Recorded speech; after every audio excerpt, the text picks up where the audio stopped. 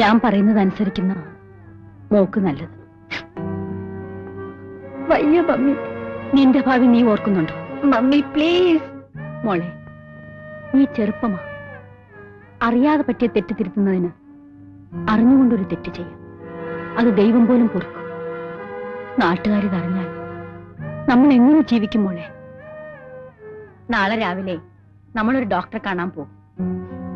ഒരു കുഴപ്പം ഉണ്ടാവില്ല. മോളതിൽ ഒട്ടും ദുഃഖിക്കണ്ട. ഞാൻ ഒരിടത്തും വരില്ല. മരിച്ചാലും മമ്മി പറയുന്ന അനുസരിക്കില്ല. ഇല്ല, ഞാൻ നീ പറഞ്ഞ അനുസരിക്കില്ലേ?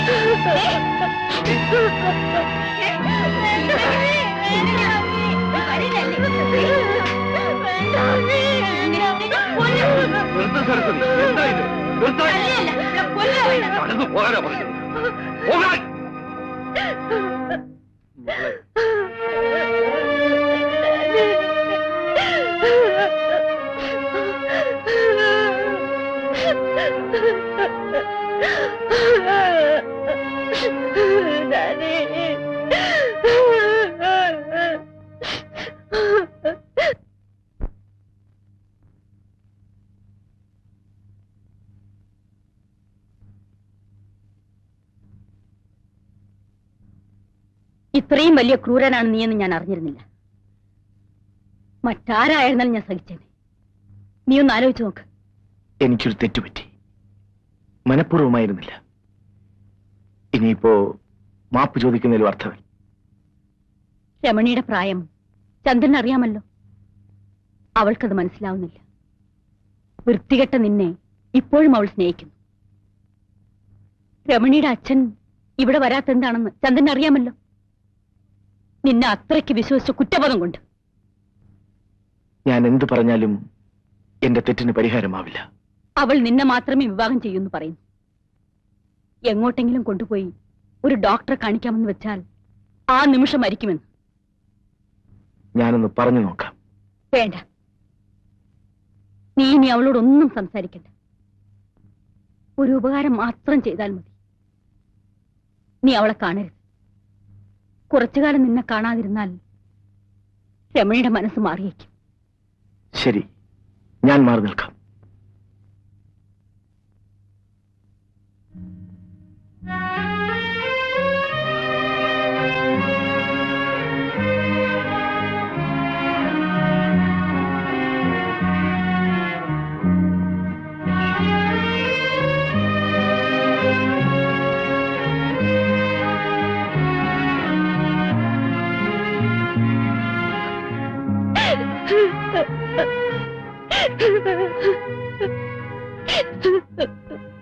രമണി, മമ്മി പറയുന്നത് അനുസരിക്കൂ. അത് മാത്രമേ ഉള്ളൂ രക്ഷ. ഞാൻ ഇവിടെ കഴിയാം, മരിക്കുന്നത് വരെ. രമണി, വീട്ടിലേക്ക് പോകൂ. ഞാൻ പറയുന്നത് കേൾക്കൂ. ഇല്ല, ഞാൻ പോയില്ല. ആര് പറഞ്ഞാലും അനുസരിക്കില്ല. ചേട്ടനെങ്കിൽ എന്നോട് ദയ കാണിക്കും.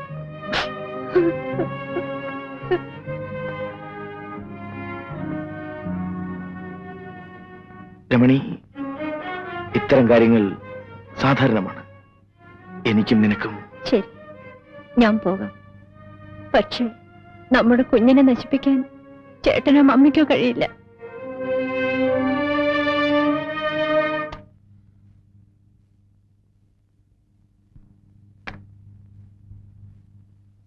എന്താ? എത്ര പറഞ്ഞിട്ടും അവൾ അനുസരിക്കുന്നില്ല. നിങ്ങൾക്കൊന്ന് അവളോട് പറഞ്ഞൂടെ?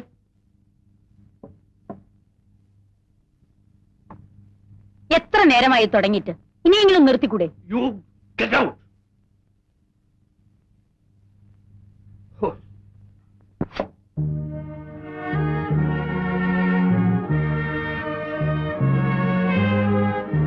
മോൾ ഇന്ന് എന്തെങ്കിലും കഴിച്ചോ? ഇന്നലെയോ? പോയി എന്തെങ്കിലും കഴിക്കൂ.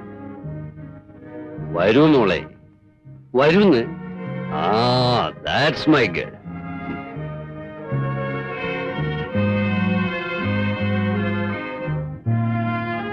മോള് കുഞ്ഞായിരുന്നപ്പോ ഡാഡി ഉരുള ഉരുട്ടി തരുമായിരുന്നു.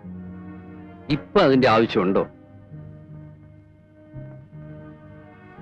മോക്ക് ചന്ദ്രനെ അത്രയ്ക്ക് ഇഷ്ടമാണോ? കഴിച്ചു തുടങ്ങുക. എന്നിട്ട് മറുപടി പറഞ്ഞാൽ മതി. നിങ്ങളെ ഇവിടെ ഒറ്റയ്ക്കാക്കിയത് അച്ഛന്റെ തെറ്റാണ്. പക്ഷേ അതിന് ഇത്ര വലിയ വില കൊടുക്കേണ്ടി വരുമെന്ന് ഞാൻ ഓർത്തില്ല.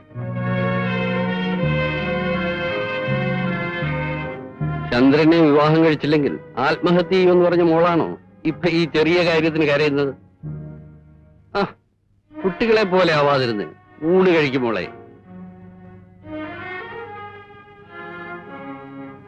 അല്പം മുൻപ് ഞാൻ ചന്ദ്രനെ കണ്ടു. വരുന്ന ആഴ്ചയിൽ നിങ്ങളുടെ വിവാഹം നടക്കും. വളരെ കുറച്ചാളുകളെ മാത്രമേ വിവാഹത്തിന് ക്ഷണിക്കുന്നുള്ളൂ. എന്റെ മോക്കത് ഇഷ്ടമാകുമോ? മമ്മി വിവാഹത്തെ നന്നായി എതിർത്തതാണ്. എന്റെ ഒറ്റ നിർബന്ധം കൊണ്ടാണ് ഡാഡി സമ്മതിച്ചത്. വിവാഹം നടക്കുമ്പോൾ എനിക്ക് 16ഉം ചന്ദ്രയ്ക്ക് 35ഉമായിരുന്നു പ്രായം. എന്റെ ഹീറോ ആയിരുന്നു ചന്ദ്രയ്ക്ക്.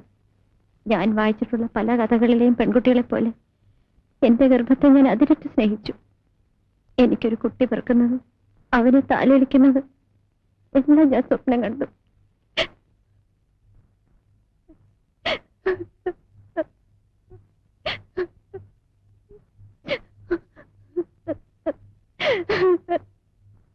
Take it easy Ramani.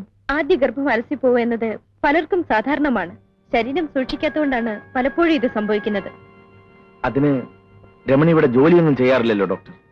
ഇനി ഇങ്ങനെ സംഭവിക്കാതിരിക്കാൻ ആദ്യം മുതൽക്കേ ഞാൻ ചെക്കപ്പ് ചെയ്യാം. ഞാൻ ഇറങ്ങട്ടെ. നീ എന്തിനാ ഇങ്ങനെ പേടിക്കുന്നത്? ആദ്യത്തേത് അബോർട്ടായി പോയാൽ കല്യാണം കഴിഞ്ഞ് ആർക്കും ദുഃഖം തോന്നും. പക്ഷെ ഇത്ര ചെറുപ്പത്തിലെ നീ ഇങ്ങനെ വയറുന്തി നടക്കുന്നത് കാണാൻ എനിക്കിഷ്ടമല്ല. എന്തോ അതിനുശേഷം ഞാൻ ഗർഭം ധരിച്ചിട്ടില്ല. ആ മോഹം അങ്ങനെ തളർന്നു പോയി. ചേട്ടൻ നന്നായി കുടിച്ചിരിക്കല്ലേ? ഏയ്, ഞാൻ കുടിച്ചിട്ടൊന്നുമില്ല. പിന്നെന്തേ മാറുന്നത്? അരിഷ്ടം. ദശമൂല അരിഷ്ടം. എന്താ ഇത്?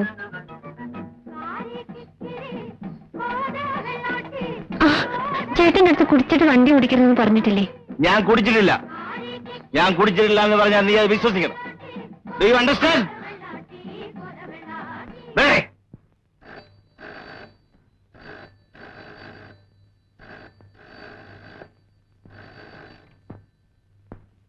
Hello, no, wrong number.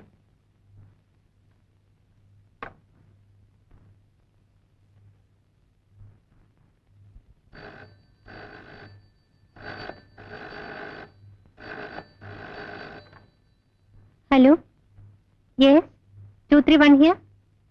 Hello, hello.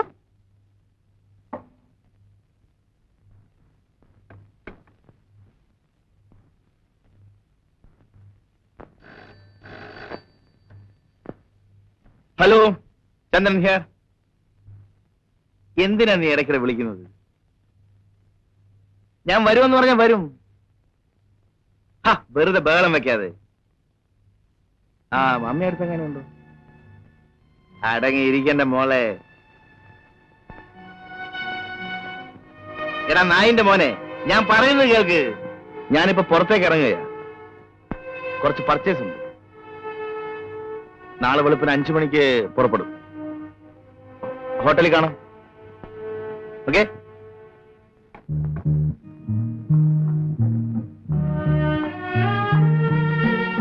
ഞാൻ കൂടെ നാളെ വരട്ടെ. അവിടെ പ്രത്യേകിച്ച് കാണാനൊന്നുമില്ല. ഞാൻ മീറ്റിങ്ങിന്റെ തിരക്കിലുമായിരിക്കും. ഞാൻ മുറിയിൽ ഒറ്റയ്ക്ക് ഇരുന്നോളാം. എങ്കിൽ കൂടെ പോന്നോ? പറഞ്ഞാൽ കേൾക്കുന്ന ശീലം പണ്ടേ ഇല്ലല്ലോ. ചേട്ടന് ഇഷ്ടമില്ലെങ്കിൽ ഞാൻ വരുന്നില്ല. ജാടയൊന്നും വേണ്ട. വെളുപ്പിന് 5 മണിക്ക് ഒരുങ്ങിക്കും.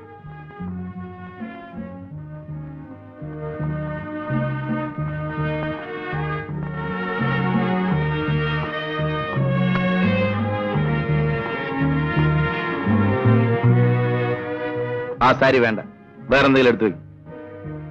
ചേട്ടന് ഇഷ്ടപ്പെട്ട് വാങ്ങിയതല്ലേ, എനിക്ക് ഇതാ ഇഷ്ടം.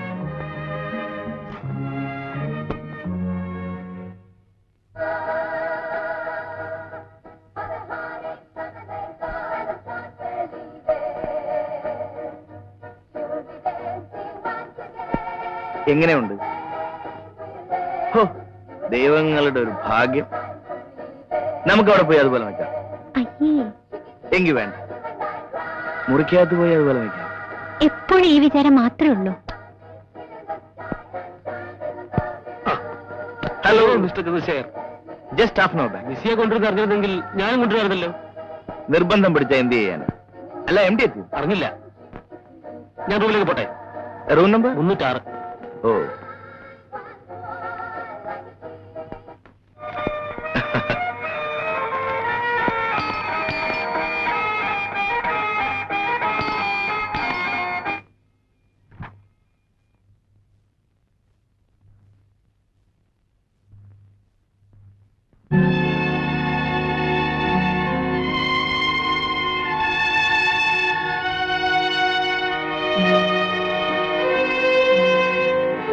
സർ.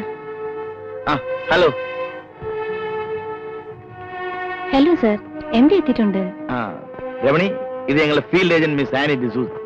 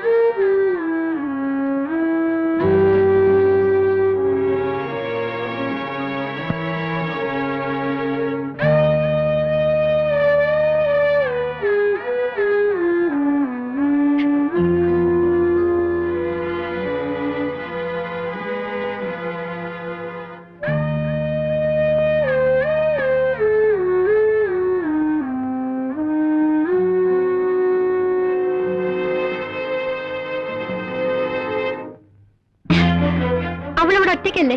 വെളുക്കുന്നവരെ അവൾക്ക് കൂട്ടി നടക്കാമായിരുന്നില്ലേ? ആരൊറ്റയ്ക്ക്? അറിയില്ല അല്ലേ? അതൊക്കെ സംസാരിക്കും. ഇത് ഹോട്ടൽ മുറിയാണ്. ഹോട്ടൽ മുറിയിൽ ഭാര്യ തനിച്ചാക്കി ഭർത്താവിനെ വ്യഭിചരിക്കാമല്ലേ? നാണം കെട്ട. നിന്നോട് മാത്രം സംസാരിച്ച് ഉറങ്ങിയും പ്രേമിച്ചും ഇരിക്കാൻ എന്നെ കിട്ടില്ല. എനിക്ക് എന്റെ വഴിയും എന്റെ ശീലങ്ങളുമുണ്ട്. എന്നെ അനുസരിച്ചില്ലെങ്കിൽ ദുഃഖിക്കേണ്ടി വരും.